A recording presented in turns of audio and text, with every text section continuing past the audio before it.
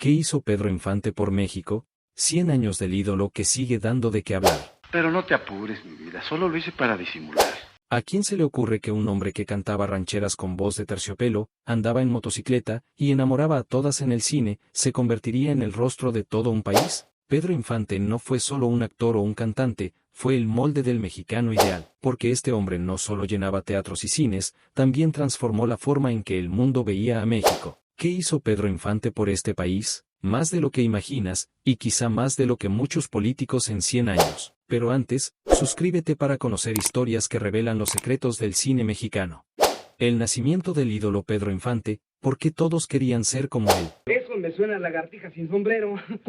Pedro Infante nació en Mazatlán, Sinaloa, en 1917, pero no fue la cuna lo que lo convirtió en leyenda, sino el camino. Viniendo de una familia sencilla, aprendió música desde joven, construyó su primera guitarra con sus propias manos y antes de pararse frente a una cámara, ya se partía el alma trabajando como carpintero, mecánico y músico de orquesta. ¿El resultado? Un artista que no actuaba al mexicano, lo era. Su imagen era tan auténtica que cuando lloraba en una película, el país entero lloraba con él. Su cercanía con la gente fue su mayor arma, hablaba como ellos, cantaba para ellos y, sobre todo, se parecía a ellos. En una época donde los héroes eran lejanos, Pedro era uno de los nuestros.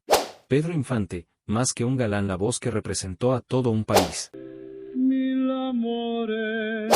Infante grabó más de 300 canciones, y no solo rancheras. Le entró al bolero, al vals, al pasodoble y hasta al cha-cha-cha. En cada uno de estos géneros, puso alma, corazón y un acento que sabía a México. Su voz era como una postal sonora del país, melancólica, alegre, valiente y, a veces, profundamente rota. Mientras otros cantaban desde el ego, él cantaba desde el alma. No necesitaba gritar para emocionar. Una sola línea suya, con ese tono entre enamorado y dolido, podía hacer temblar a cualquiera. ¿No me crees? Escucha Amorcito Corazón y dime si no sientes que te lo canta al oído.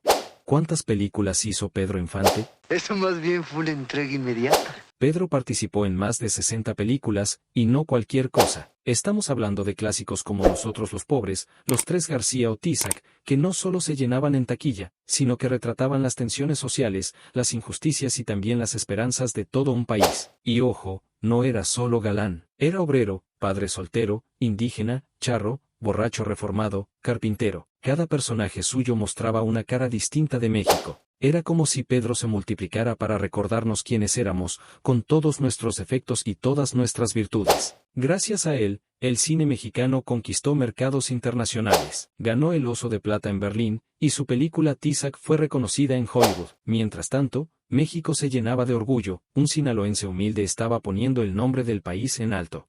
El fenómeno social, Pedro Infante como símbolo nacional. Válgame Dios. En los años 40 y 50, Pedro Infante se volvió el referente de masculinidad para millones de hombres. Pero no esa masculinidad tóxica de hoy, sino una que lloraba, cantaba, cuidaba de los suyos y defendía lo que amaba. ¿Suena cursi? Tal vez. Pero cuando México aún sanaba heridas de la revolución, necesitaba un rostro amable que recordara que podíamos ser valientes sin dejar de ser sensibles. Y eso no es todo. Pedro también fue un símbolo de reconciliación, entre clases sociales, entre campo y ciudad, entre tradición y modernidad.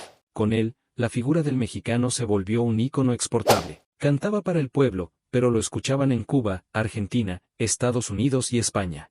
¿Pedro Infante fue héroe intocable o producto perfecto? No diga mentiras. La polémica inevitable. Pero no todo es romance con Pedro Infante. Hay quienes lo ven como un producto bien armado del sistema, el buen mexicano, moldeado por el cine nacionalista del PRI, útil para distraer, idealizar y controlar a las masas con canciones tristes y amores imposibles. También se le ha criticado por representar estereotipos del machismo, celoso, controlador y mujeriego. Y no es mentira que muchas de sus películas giraban en torno a triángulos amorosos donde él siempre tenía la razón, aunque la regara. Entonces, ¿héroe auténtico o personaje de propaganda? Esa es la parte que incomoda, porque es más fácil amarlo que cuestionarlo. Pero si vamos a hablar de legado, hay que hablar también de los matices.